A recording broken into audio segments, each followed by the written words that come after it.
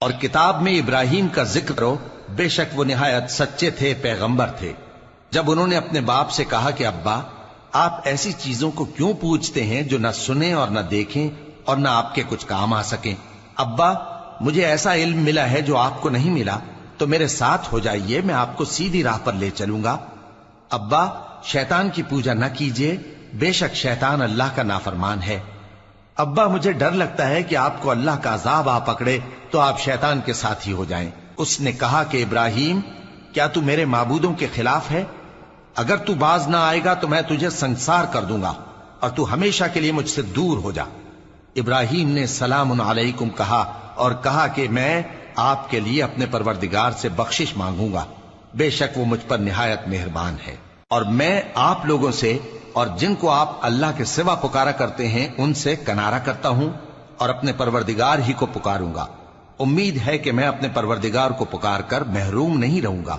اور جب ابراہیم ان لوگوں سے اور جن کی وہ اللہ کے سوا پرستش کرتے تھے الگ ہو گئے تو ہم نے ان کو اسحاق اور اسحاق کو یعقوب بخشے اور ہر ایک کو پیغمبر بنایا، اور ہم نے ان کو اپنی رحمت سے بہت سی چیزیں عنایت کی اور ان کا ذکر جمیل بلند کیا۔ اور کتاب میں موسیٰ کا بھی ذکر کرو، بے شک وہ ہمارے برگزیدہ تھے اور رسول تھے، نبی تھے، اور ہم نے ان کو طور کی داہنی طرف سے پکارا اور باتیں کرنے کے لیے نزدیک بلایا، اور اپنی مہربانی سے ان کو ان کا بھائی ہارون پیغمبر بنا کر عطا کیا۔ اور کتاب میں اسماعیل کا بھی ذکر کرو، وہ وعدے کے سچے اور رسول تھے، نبی تھے، اور وہ اپنے گھر والوں کو نماز اور زکوٰۃ کا حکم کرتے تھے اور اپنے پروردگار کے ہاں پسندیدہ تھے۔ اور کتاب میں ادریس کا بھی ذکر کرو، وہ بھی نہایت سچے تھے، نبی تھے، اور ہم نے ان کو اونچی جگہ اٹھا لیا تھا۔ یہ وہ لوگ ہیں جن پر اللہ نے اپنے پیغمبروں میں سے فضل کیا، یعنی اولاد آدم میں سے اور ان لوگوں میں سے جن کو ہم نے نوح کے ساتھ کشتی میں سوار کیا، اور ابراہیم اور یعقوب کی اولاد میں سے اور ان لوگوں میں سے جن کو ہم نے ہدایت دی اور جنہیں برگزیدہ کیا۔ جب ان کے سامنے ہماری آیتیں پڑھی جاتی تھیں تو سجدے میں گر پڑتے اور روتے رہتے تھے۔ پھر ان کے بعد چند ناخلف ان کے جانشین ہوئے جنہوں نے نماز کو ضائع کر دیا اور خواہشات نفسانی کے پیچھے لگ گئے، سو ان قریب ان کو گمراہی کی سزا ملے گی۔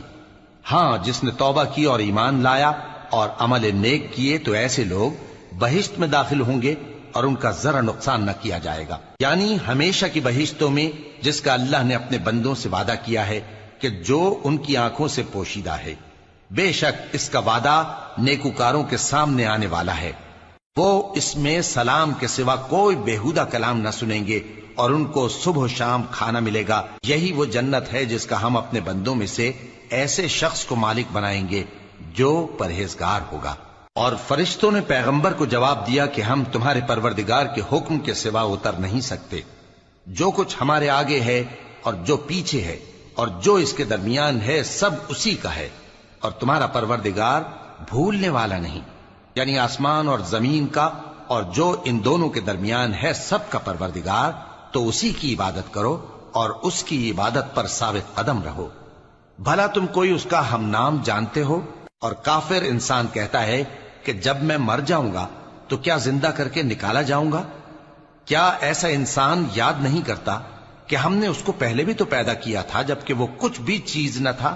سو تمہارے پروردگار کی قسم، ہم ان کو جمع کریں گے اور شیطانوں کو بھی، پھر ان سب کو جہنم کے گرد حاضر کریں گے اور وہ گھٹنوں پر گرے ہوئے ہوں گے۔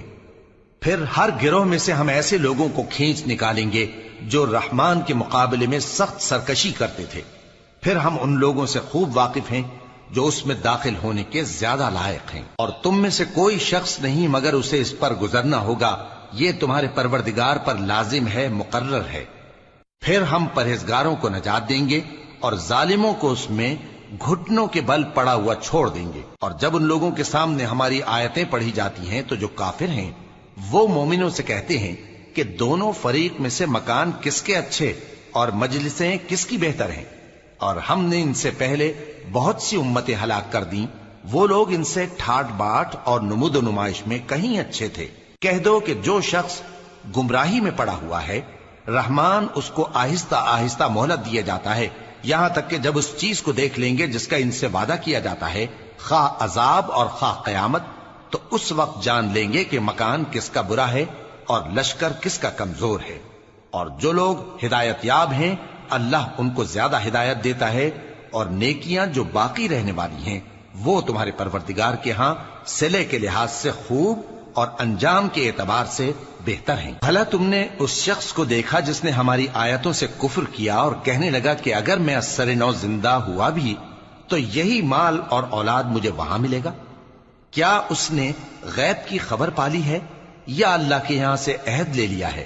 ہرگز نہیں، یہ جو کچھ کہتا ہے ہم اس کو لکھتے جاتے اور اس کے لیے آہستہ آہستہ عذاب بڑھاتے جاتے ہیں، اور جو چیزیں یہ بتاتا ہے ان کے ہم وارث ہوں گے، اور یہ اکیلا ہمارے سامنے آئے گا۔ اور ان لوگوں نے اللہ کے سوا اور معبود بنا لیے ہیں تاکہ وہ ان کے لیے موجب عزت ہوں۔